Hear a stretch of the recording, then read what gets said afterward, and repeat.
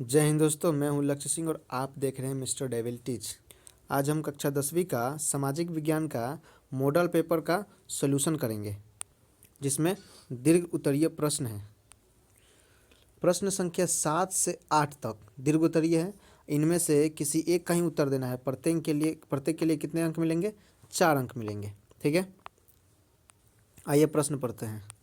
प्रश्न है, मशीनों के आविष्कार की श्रृंखला में औद्योगिकी क्रांति का मार्ग किस प्रकार प्रशस्त किया? उत्तर, 18वीं शताब्दी के उत्तरार्ध में ब्रिटेन में नए नए यंत्र एवं मशीनों की आविष्कार ने उद्योग जगत में ऐसी क्रांति का सूत्रपात किया जिससे औद्योगिकरण एवं उपनिवेशवाद दोनों का मार्ग प्रशस्त हुआ। सन 1769 में बोल्टन निवासी रिचर्ड आर्कराइट ने सूत कातने की शिपनिंग फ्रेम नामक का एक मशीन बनाई जो जल शक्ति से चलती थी। ठीक है, जल शक्ति से चलती थी। सन 1770 में स्टैंड हिल निवासी जेम्स हारग्रीव्स ने सूत काटने की एक अलग मशीन शिपनिंग जेनी बनाई जिससे 16 तकुए एक पहिए के घूमने से चलते थे।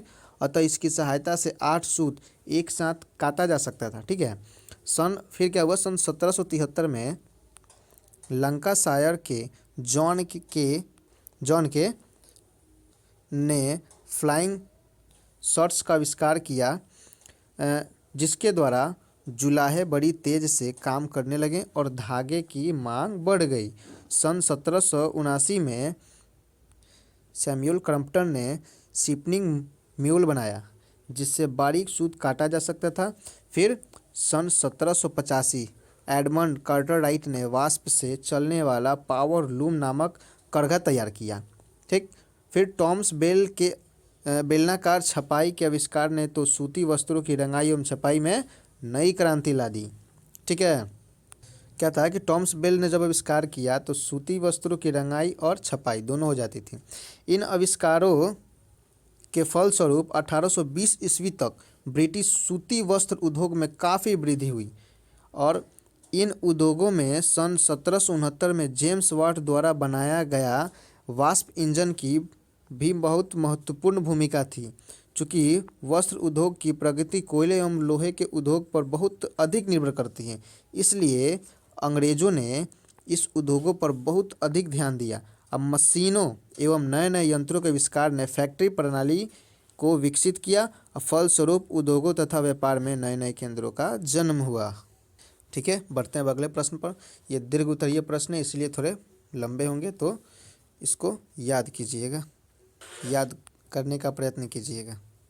8वां प्रश्न है कि यूटोपियन समाजवाद वैज्ञानिक समाजवाद से किस प्रकार भिन्न है? ठीक है, उत्तर देखते हैं।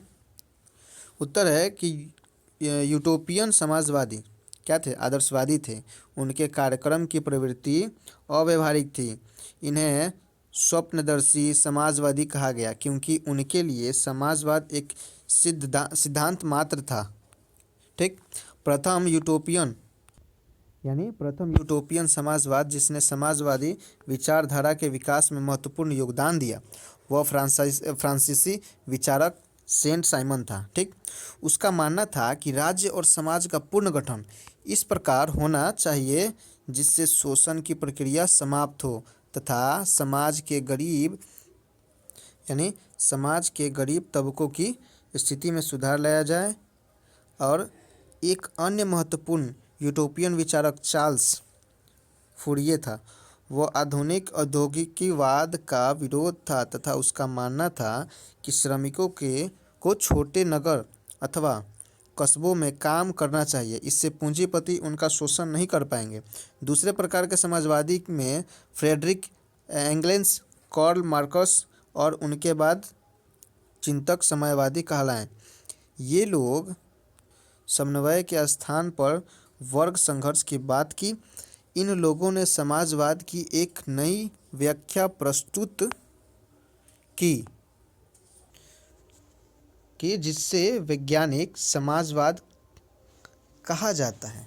ठीक, उसके बाद क्या है? मार्क्सवादी दर्शन साम्यवाद के नाम से विख्यात हुआ और मार्क्स का मानना था कि मानव इतिहास वर्ग संघर्ष का इतिहास है। इतिहास उत्पादन के साधनों पर नियंत्रण के लिए दो वर्गों के बीच चल रहे निरंतर संघर्ष की कहानी है। अब आ जाते हैं राजनीतिक, किसमें, राजनीतिक विज्ञान में। इसमें क्या है कि लघु उत्तरीय प्रश्न, प्रश्न मतलब एक ही प्रश्न होगा, लघु उत्तरीय प्रश्न संख्या 9 से 12 तक लघु उत्तरीय प्रश्न है। इनमें से किन्हीं दो के ही उत्तर देने और प्रत्येक के लिए 2 अंक निर्धारित हैं। प्रश्न है कि संघीय व्यवस्था में नगर पालिका, यहाँ पे नगर पालिका नहीं होगा, न्यायपालिका होगा, ठीक है, न्याय पालिका, ध्यान दीजिएगा।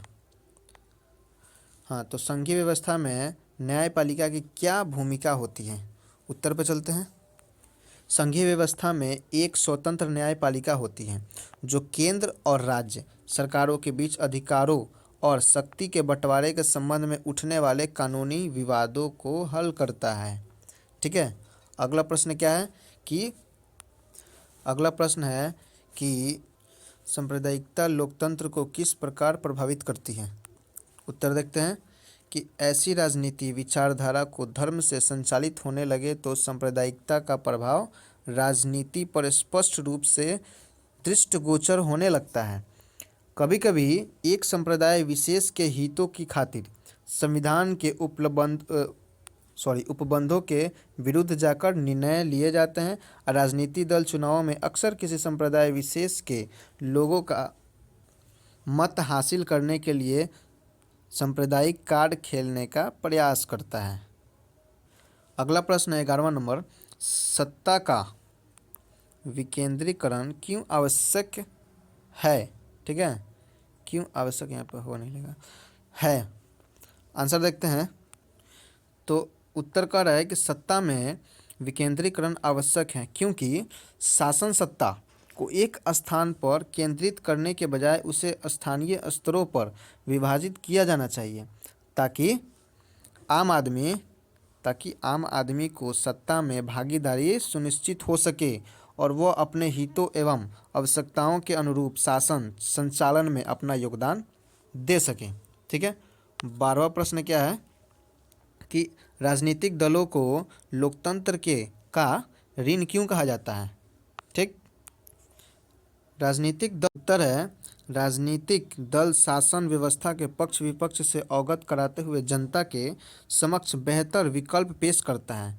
जनमत निर्माण की इस प्रक्रिया में जनता